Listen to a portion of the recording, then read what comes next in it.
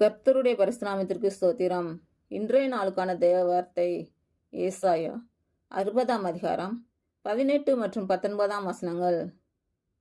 இனி கொடுமை உன் தேசத்திலும் அழிவும் நாசமும் உன் எல்லைகளிலும் கேட்கப்பட மாட்டாது.